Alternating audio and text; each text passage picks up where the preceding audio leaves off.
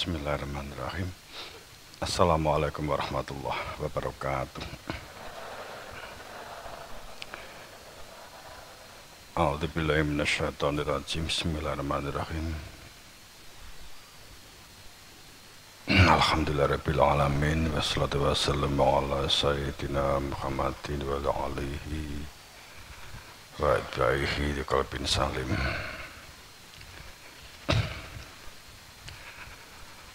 Allahumma ya muqallibal qulubi tsabbit qulubana ala dinik. Allahumma iftah bana kafadha khair wa nawwir qulubana bihi tajlakin.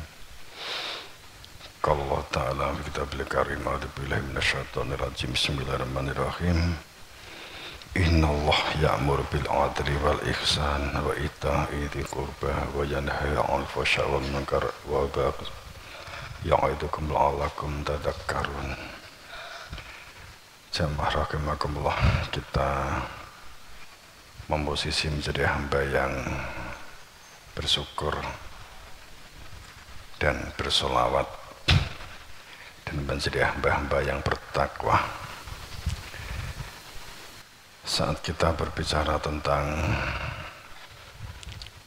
sesungguhnya Allah ya'mur bil 'adli wal ihsan, Allah memerintahkan kepada kita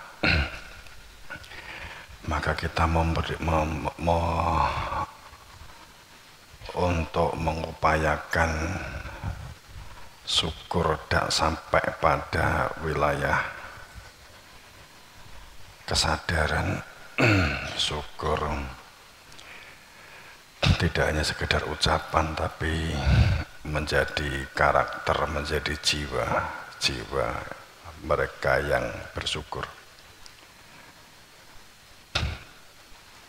Dan jiwa mereka yang bersolawat itu adalah mereka yang jiwanya dalam perilaku fakir.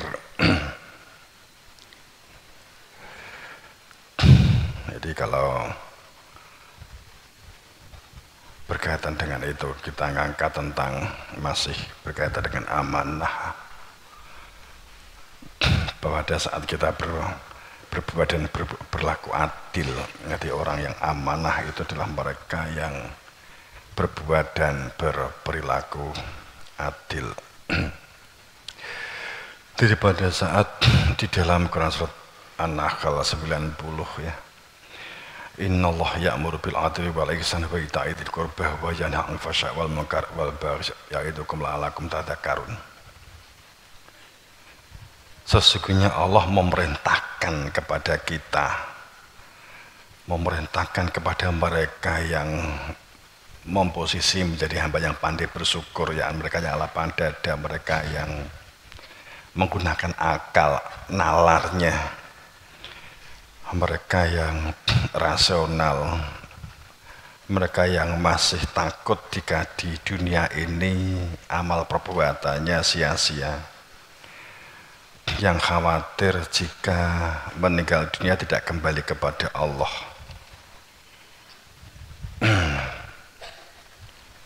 Maka Allah memerintahkan kepada kita untuk memiliki perilaku bil adl, memerintahkan kita berlaku bil adl, berlaku menjadi hamba yang pandai mengadili.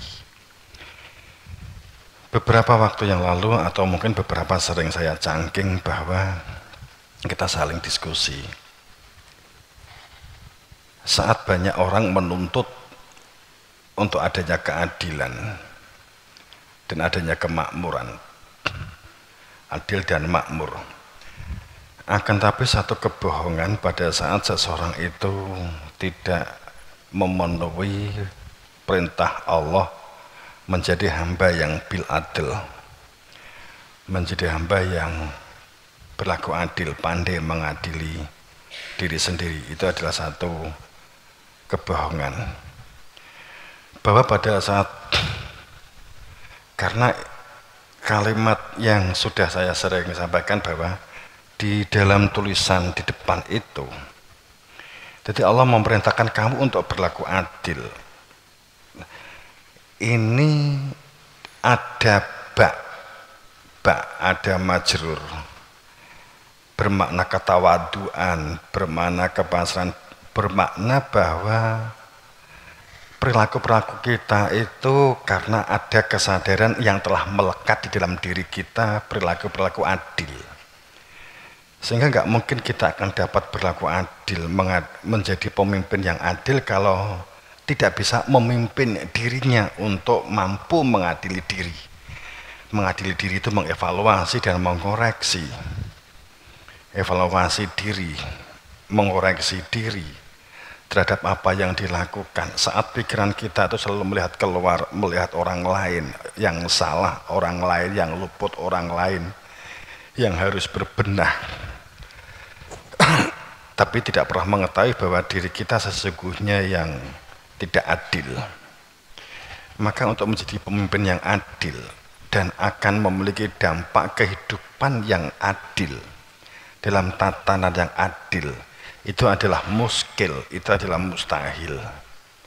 Tuntutan-tuntutan yang dibuat oleh sebuah masyarakat, dibuat oleh sebuah komunitas tersebut adalah tuntutan-tuntutan euforia, dan semuanya, dan mungkin juga tidak pernah bisa puas menginginkan pemimpin diganti lagi, ternyata nggak ada lagi, nuntut lagi, dan berebut kepemimpinan masing-masing merasa bisa berbuat adil.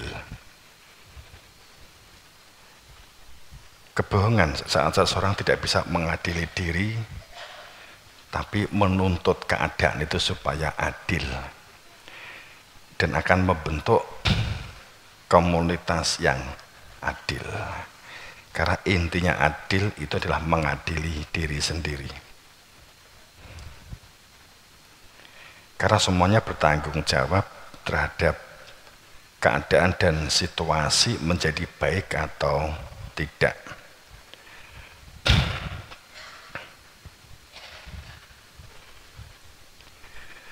Saat seseorang itu bisa mengadili orang lain, tapi tidak bisa mengadili diri, maka perilaku pengadilan yang dibuat adalah konsep tekstual. Jadi hanya berbicara tekstual dan konsep, bukan berangkat dari nuraninya bahwa melakukan berbuat adil dan berbuat adil dalam sebagai sebuah pemimpin atau sebagai sebuah hakim umpamanya, tidak berbicara tentang kenuranian, tapi berbicara tentang konsep teks dan konsep. Terlepas dia bisa melakukan atau tidak, terlepas dia bisa berbuat adil untuk dirinya atau tidak, karena memang tidak biasa mengevaluasi tentang dirinya. Itu tentang adil. Maka kemampuan untuk memiliki perilaku mengadili diri dengan tafakur, menyelami tentang diri. Jadi kita membuka hikmah terlebih dulu. Perilaku yang carut-marut di lingkungan kita, kita semata-mata tidak berpikir bahwa orang lain yang salah, kita mungkin juga salah. Peran dalam fungsi kita untuk membangun sebuah komunitas yang adil dan jujur berangkat dari dirinya sendiri untuk berbuat adil dan berlaku jujur. Saat ini tidak dilakukan, tuntutan itu adalah tuntutan euforia, tuntutan sepihak yang justru akan menjadikan keadaan situasi ini semakin tidak adil dan semakin tidak nyaman, semakin tidak jujur, atau semakin banyak kebohongan dan kebohongan, semakin banyak kebenaran yang ditutupi, semakin tidak berani menerima kebenaran. Ditandai bagaimana saat seseorang itu menerima tutur nasihat, usulan, ide dan gagasan orang lain, apakah dapat menerima sehebat pada saat dia punya ide dan gagasan? pada saat dapat menangkap ide baik, gagasan baik dari orang lain, apakah sebaik pada saat dia punya ide atau gagasan? Saat kita hanya respect dan mau bergerak karena asal ide dan gagasan dari kita atau dari orang yang kita senangi, like and dislike ukurannya, sedang ada ide dan gagasan yang baik dari yang lain, apalagi tidak disenangi, kita cenderung tidak jujur, tidak berani mengakui ide, usulan yang baik, nasihat yang baik dari orang lain itu. Walaupun rasionalnya menerima, biasanya orang tidak katakan tidak jujur, itu rasionalnya menerima, tapi nafsunya gengsi, nafsunya iri, nafsunya dengki, nafsunya dendam, nafsunya merasa diri lebih hebat dan lebih baik. Rasionalnya menerima, oh ini benar, tapi dia apa, pangkatnya apa? Duduk ustadz ora iso ngaji, mosok kan gitu, Pak Ma. Hanya tukang becak, hanya tani utun, masa dia punya pemikiran tentang kebenaran? Biasanya orang-orang semacam ini terjebak dengan baju, dengan pakaian, sehingga dia menerima ketidakjujurannya itu akan mencari pikukuh terhadap orang-orang yang formalitas, terjebak dengan formalitas pakaian. Oh dia berjas, berdasi, bersorban, maka walaupun ungkapannya nggak rasional, tetap kata si A kan begitu, untuk mengkanter kebenaran yang rasionalnya sesungguhnya menerima kebenaran itu. Kemudian amanah perilaku untuk menjadi sebuah amanah akan menenteramkan. Yang kedua, diperintahkan kepada kita untuk dijiwai dalam perilaku kita itu adalah wal ihsan, bil adil wal ihsan, perilaku melebur, perilaku menyatu, perilaku akibat atau akibat kesadaran, perilaku yang didasarkan di atas kesadaran kehadiran keberadaan dia, dat al ghaib, di dalam rasa hati, kesadaran kehadiran di dalam dada, kesadaran adanya kehadiran bersama dengan keluar masuknya nafas. Saat alladzina yadhkurunallah qiyaman wa qu'udan wa ala junubihim, jadi alladzi, yakni mereka yang alladzi yadhkuru, ada kehadiran keberadaan dia dalam keadaan apa saja, situasi apa saja, di mana saja, di dalam rasa hati nuraninya, sehingga operasionalisasi kehidupan yang dilakukan itu dalam kesadaran penghambaan, sadar sebagai hamba.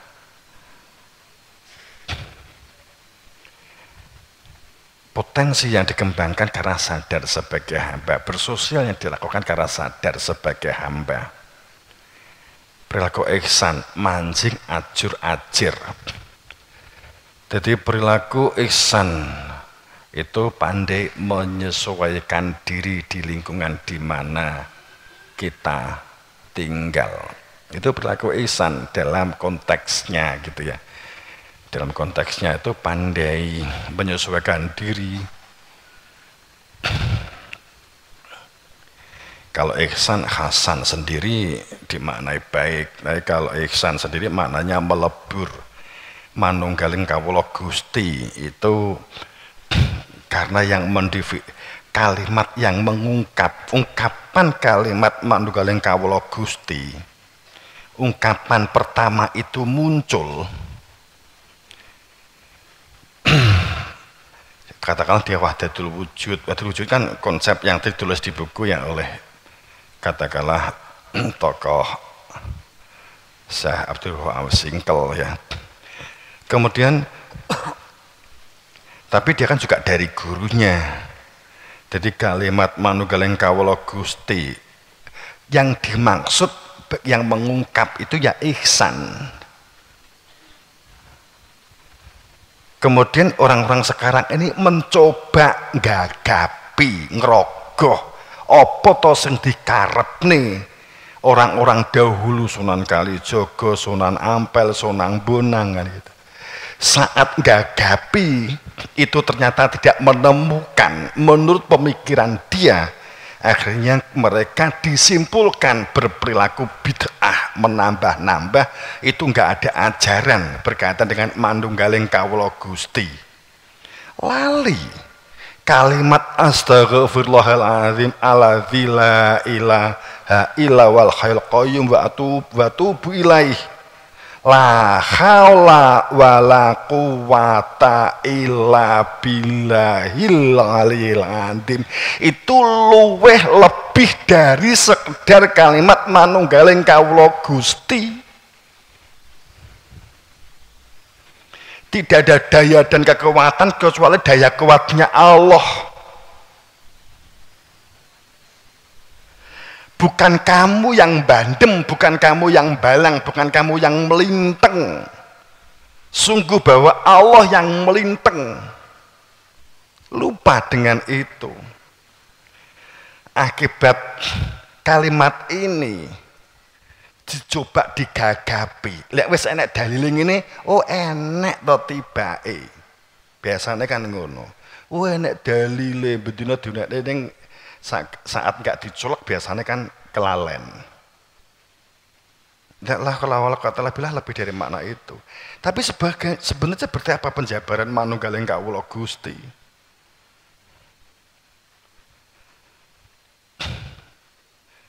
Kalimat bahwa tidak ada daya kekuatan, itu daya kuatnya Allah. Nah, ilmu habil warid, saya tuh dekat kepada hamba melebihi dekatnya urat leher yang nempel di urat yang nempel di leher, lebih dekat ingsun, lebih dekat Tuhan, firman Allah.